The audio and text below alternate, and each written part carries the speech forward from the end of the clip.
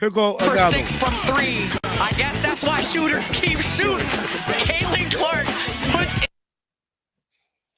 How do you go from that to missing 2 free throws? That right there is what makes this loss so brutal. Caitlin Clark went from hitting the kind of shot that flips an arena up. And then we got Brick Center. Caitlin Clark choked at the line. Making it interesting here to close this game in the last 10 seconds. Clark missed both. That was clean. Caitlin Clark missed both of the damn shots. I'm starting to think it's a And that is the part everybody is going to remember first. The missed free throws, the late turnover, the final score. But if you reduce Indiana's 86-84 overtime loss to Caitlin Clark choking, you are missing about 90% of what actually happened. Because Indiana had multiple opportunities to put this game away before Clark ever reached that final sequence. The Fever had late momentum, they had clutch shot making, they had a lead, and somehow Las Vegas kept getting another opening. That matters, because this wasn't just one player failing in one possession, it was a chain reaction. Coaching decisions, defensive breakdowns, shot selection, turnovers, and the aces doing what experienced championship-level teams do, surviving long enough for the other side to crack. And later, we need to talk about the two moments that should probably bother Indiana even more than the missed free throws, because one of them had nothing to... Let's jump into the box score. The final score of the game was 86-84. Indiana Fever falls short. Second consecutive loss for the Indiana Fever. And just think, Stephanie White got Coach of the Month. Coach of the Month, man. The scoreboard says Las Vegas 86, Indiana 84. Second straight loss for the Fever. And that Coach of the Month shot at Stephanie White is emotional, but underneath the emotion there is a legitimate basketball question. When Indiana was losing control of stretches of this game, where was the intervention? Good teams are going to make runs.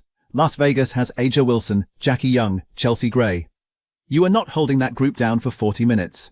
But when a run starts snowballing, the coach's job is to recognize when the game needs to be interrupted. Indiana had a second quarter stretch where the offense stagnated and Las Vegas seized momentum. Then came an ugly third quarter where the Fever managed only 9 points while the Aces scored 19. That is not one missed shot, that is an entire section of the game slipping away.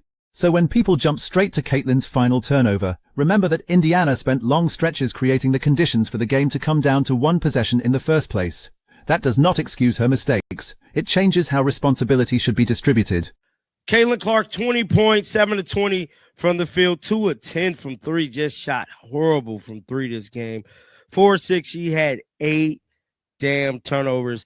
And we cannot forget about the turnover at the end, the one that ultimately put the nail in the coffin for the Indiana Fever, bro. Now we get to Clark's line, and there is no reason to sugarcoat it. 20 points, 7 of 20 from the floor, 2 of 10 from 3, 8 turnovers. That is an extremely complicated stat line because it contains both versions of Caitlin Clark in the same night. The player who can suddenly hijack a game with range, pace, and shot creation, and the player whose aggression can turn into possessions that go the other direction. 8 turnovers is a major number in a 2-point overtime loss. 2 of 10 from 3 is a major number too. If your standard is MVP-level basketball, those mistakes absolutely belong in the conversation. But numbers without timing can lie to you. Clark was struggling from deep, and then, late in regulation, she started changing the game. She hit a walk-in 3. She created a steal and a layup. Then she buried another deep 3 with under 2 minutes remaining. That is why the ending feels so dramatic.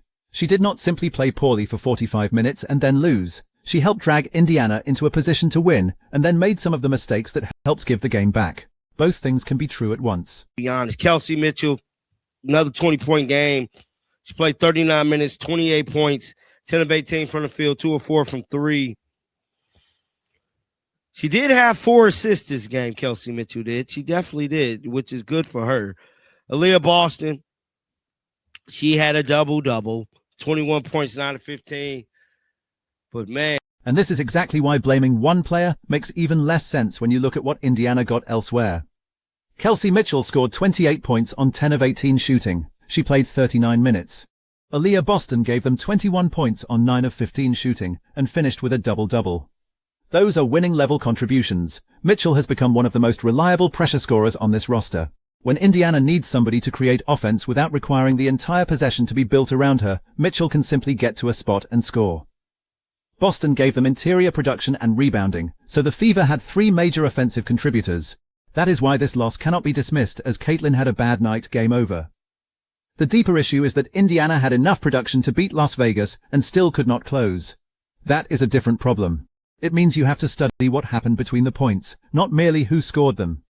But man, oh man, this defense, there's 1, 2, 3, 4 players in double digits. A'ja Wilson, 26 points. Jackie Young, 22 points. Chelsea Gray, 11 points. Just a disgusting. Now look at the Aces side. A'ja Wilson, 26. Jackie Young, 22. Chelsea Gray, 11. 4 Las Vegas players finished in double figures, but the bigger story is when the Aces stars showed up. Jackie Young made the kind of late shot that completely changes the emotional temperature of a game. Chelsea Gray made another huge play when Indiana needed one final stop. That is what veteran teams do. They do not have to dominate every minute. Sometimes they just refuse to die. Indiana had opportunities to separate, and Las Vegas kept hanging around. That is where defensive execution becomes the real story. When you are protecting a lead late, especially against a team with multiple veteran shot makers, every switch matters, every closeout is already coming. The Fever letting Chelsea Gray hit 2 buzzer beaters, missing free throws, and committing stupid turnovers to lose to the Aces. We have got to get right. Game up next against the Sky, bro. Choke. Ultimately choke. This meme captures the emotional version of the loss perfectly.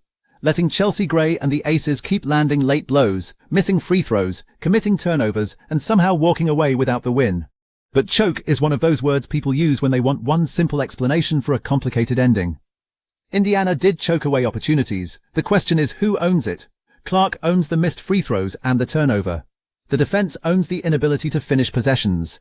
The coaching staff owns the stretches where momentum was allowed to snowball. And the Aces deserve credit for forcing Indiana to make decisions under pressure. That last part gets ignored whenever fans are angry.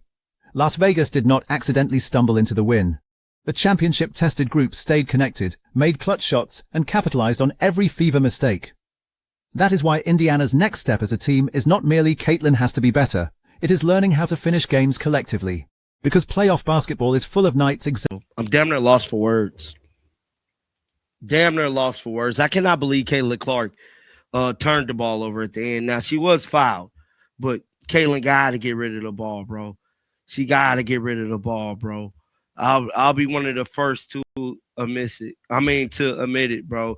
Here is where the criticism of Clark is completely fair. On the final turnover, even if you believe contact occurred, she has to recognize the situation faster. That is part of becoming a great late-game decision maker.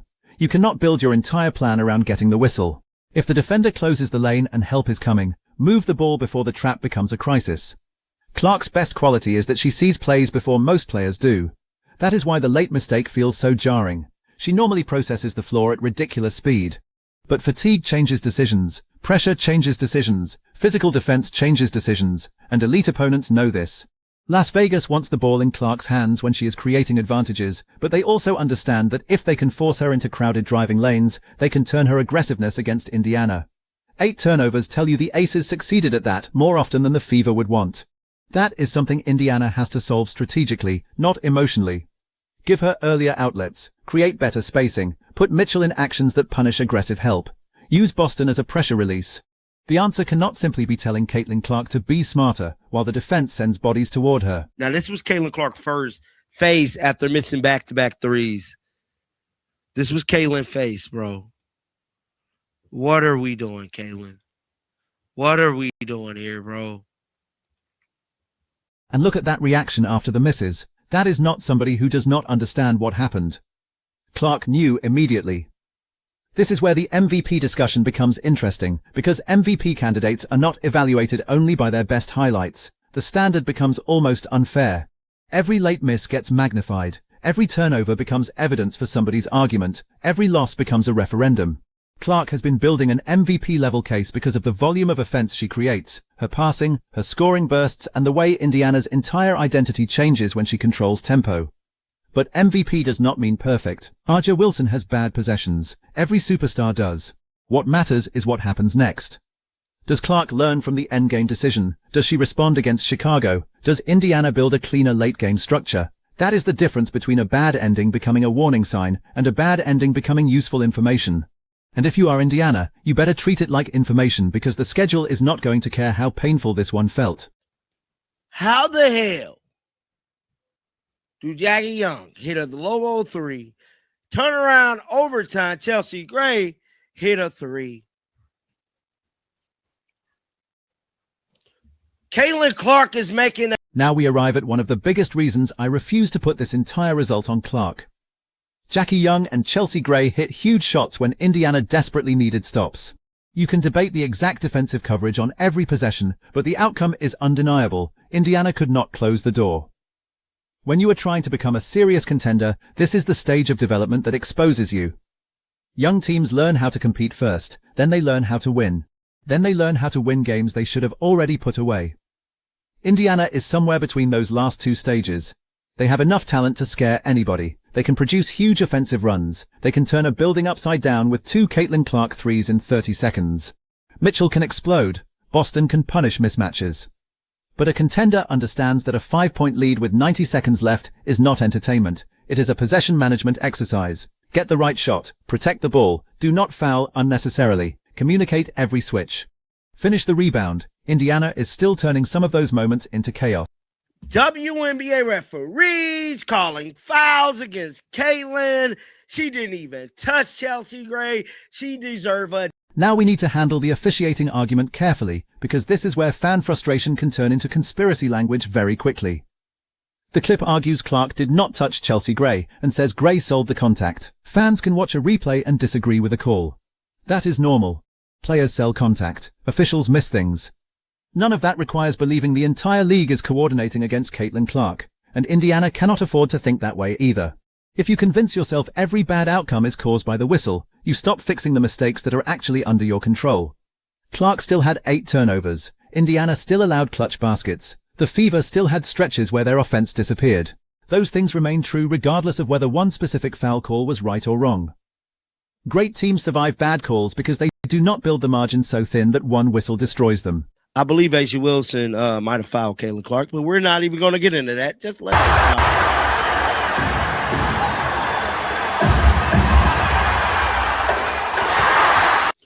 Why is Aaliyah Boston sticking on Chelsea Gray? And look at the emotion after the game. Las Vegas celebrated because they survived a game that very easily could have been gone. Indiana fans were furious because they watched a win disappear. Those reactions tell you how important this matchup has become. The Aces are still a measuring stick. Beating them carries emotional weight because of who they are, what they have accomplished, and the star power involved. For Indiana, that means every game against Las Vegas feels like an examination. Can Clark control the pressure? Can Boston hold up against an elite front court? Can Mitchell keep producing when defenses adjust? Can Stephanie White manage the ugly stretches before they become 15-point swings? This time the answer was almost, and almost is one of the most dangerous places for a team to live because it creates temptation. You start thinking the solution is one whistle, one made free throw, one lucky bounce. But the difference between almost winning and actually winning is usually 20 small decisions stacked together.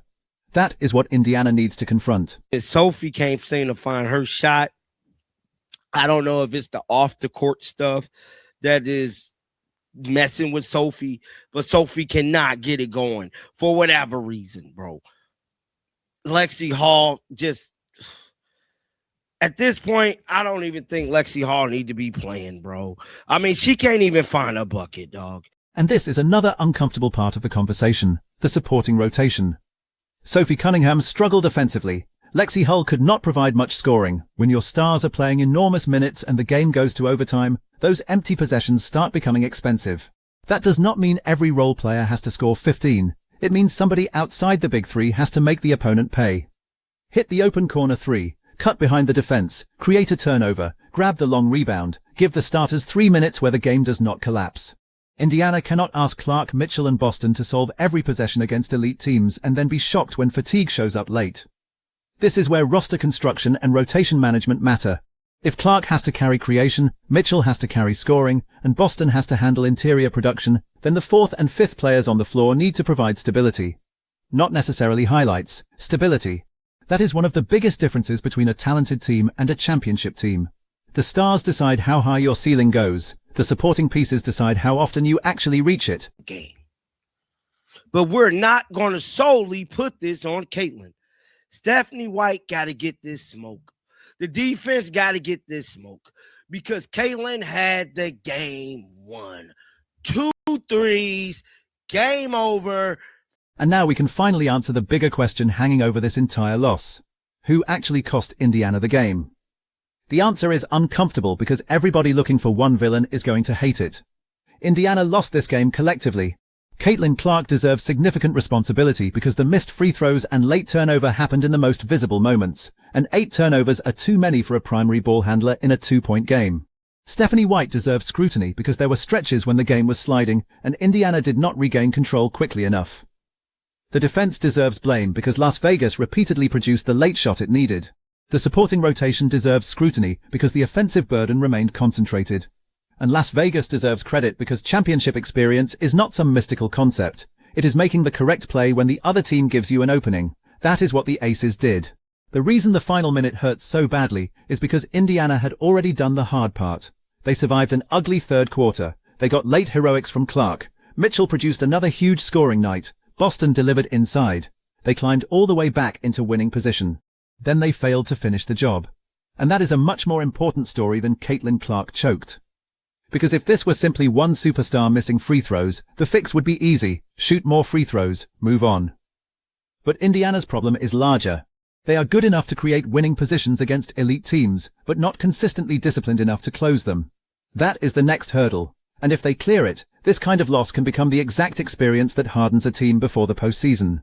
If they do not, they are going to keep producing incredible highlights inside games they somehow lose by 2. If we want to have a conversation around elite sports, there are effective policies that have been in place for many years that no one noticed because they worked. So if anybody is taking these talking points as legit or believing they're protecting young girls in sports, I just have to ask, are you serious? And then the original commentary suddenly pivots from the game into Megan Rapinoe discussing transgender participation in sports and criticism surrounding Sophie Cunningham. That is a completely separate controversy from what happened on the floor, and it deserves to be treated separately rather than used as an explanation for Cunningham's shooting or Indiana's loss. Rapinoe argues that debates over transgender participation are often framed too broadly and says youth participation, public policy, and elite sports should not automatically be treated as the same question. Others strongly disagree and argue that fairness, competitive categories, and sex-based protections in women's sports require clearer limits. That debate is real, politically charged, and much larger than one Fever Aces game. But unless there is actual evidence connecting somebody's off-court political involvement to their basketball performance, we should not invent that connection. Sophie Cunningham had a rough offensive night. That is the basketball fact. Anything beyond that requires evidence. And this is exactly why the Fever should want the conversation after this game centered on basketball, because there is more than enough basketball to fix. Their star guard cannot turn it over 8 times. Their defense cannot repeatedly give elite players another possession. Their bench and secondary players need to create more relief. Their coaching staff has to stop damaging runs earlier. And when they get a lead late, they have to treat every possession like the game is already in overtime, because against Las Vegas it basically is. The encouraging part for Indiana is that they were still right there.